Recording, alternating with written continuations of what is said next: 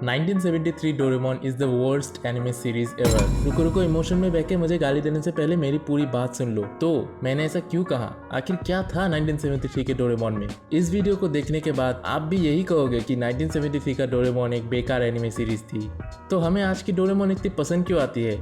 उसकी अलग एनिमेशन और उसकी स्टोरी लाइन और कैरेक्टर्स की वजह से, जिन सभी चीज़ों में 1973 के डोरेमोन फेल हो गई थी। तो सबसे पहले बात करते हैं एनिमेशन की। तो सबसे पहले तो आज के एनिमेशन के साथ 1973 के डोरेमोन को कंपेयर नहीं करना चाहिए, क्योंकि वो एक अलग दौर था और ये एक अलग दौर है। टेक्नोलॉजी भी बहुत ही एडवांस हो चुकी है। लेकिन अगर बारीकी से देखा जाए तो 1973 के डोरेमोन के एनिमेशन को थोड़ा और बेहतर बनाया जा सकता था, क्योंकि तुम खुद ही इस एनिमेशन को देखो एक बार और बताओ, क्या तुम्हें नहीं लगता कि इसे थोड़ा और बेहतर बनाया जा सकता था? एग्जैक्टली जा सकता था।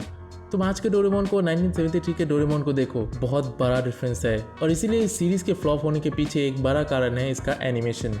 तो अब बात करते हैं स्टोरी लाइन की। तो इसकी स्टोरी लाइन में सबसे बड़ी फ्लॉ है लैक ऑफ इंफॉर्मेशन। तो 1973 के डोरेमोन में डोरेमोन 22वीं सदी से नहीं 21वीं सदी से आता है और यहाँ पे डोरेमोन एक्चुअली एक रिजेक्टेड रोबोट की तरह फील होता है, क्योंकि वो चलते चलते गिर जाता है। वो अपने गैजेट्स का अच्छे से यूज नहीं कर पाता। इस सीरीज में वो अपने गैजेट्स को सीक्रेट वेपन बोलता है, जो बहुत ही वियर्ड लगता है। तो वो जब नोबिता से पहली बार मिलता है तो वो नोबिता को, मतलब ऑडियंस को, अच्छी तरह से खुद को इंट्रोड्यूस नहीं करा पाता।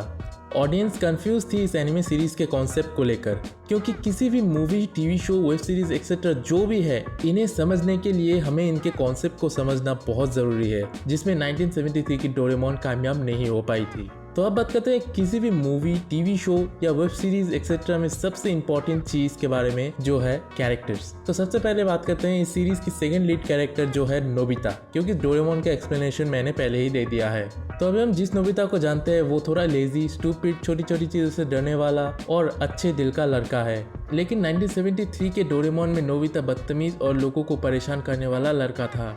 यहाँ तक कि एक एपिसोड में उसने जियान के ऊपर इतना गुस्सा आ गया था कि वो जियान को चाकू से मारने की कोशिश करता है। तो आप लोग समझ ही सकते हो कि वो इस सीरीज में किस टाइप का लड़का है। तो अब बात करते हैं शिजुका की।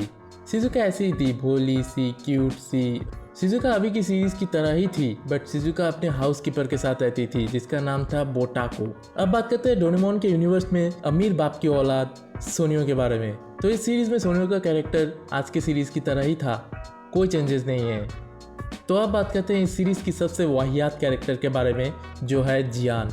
इस सीरीज में जियान एकदम गुंडा टाइप का इंसान है, जो अपने डैड तक की रिस्पेक्ट नहीं करता, क्योंकि जियान अपने डैड से ज़्यादा पावरफुल है और उसकी हाइट उसके डैड से ज़्यादा है। इसीलिए वो अपने ही डैड को मारता है और इसमें उसके डैड का नाम है सासुकेदा, सासुके-सा। तो प्रोनाउंसिएशन तुम देख लेना।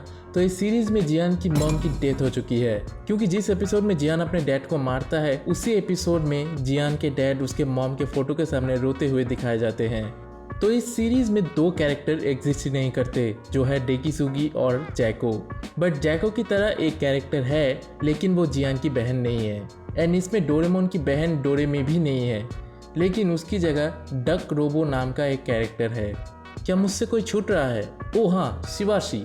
तो इस कैरेक्टर को 1973 में एकदम नोबिता की डिट्टो कॉपी पेस्ट कर दिया गया था, जिसमें कोई बड़ी बात नहीं है।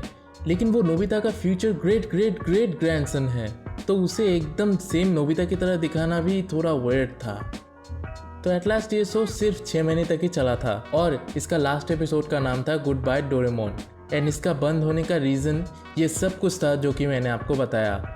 इस सीरीज़ के बंद होने के बाद डोरेमोन सिर्फ मांगा में ही आता था 1979 तक, क्योंकि उसके बाद सिने एनिमेशन और टीवी आसाही ने मिलकर इसका रिप्रोडक्शन किया, जो कितना सक्सेसफुल हुआ वो हम सबको पता है।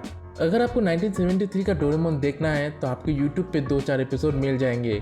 तो इस वीडियो के लिए इतना ही। 1973 की डोरेमोन से रिलेटेड कोई इन्फो अगर मुझसे छूट गई तो वो मुझे कमेंट्स में ज़रूर बताना।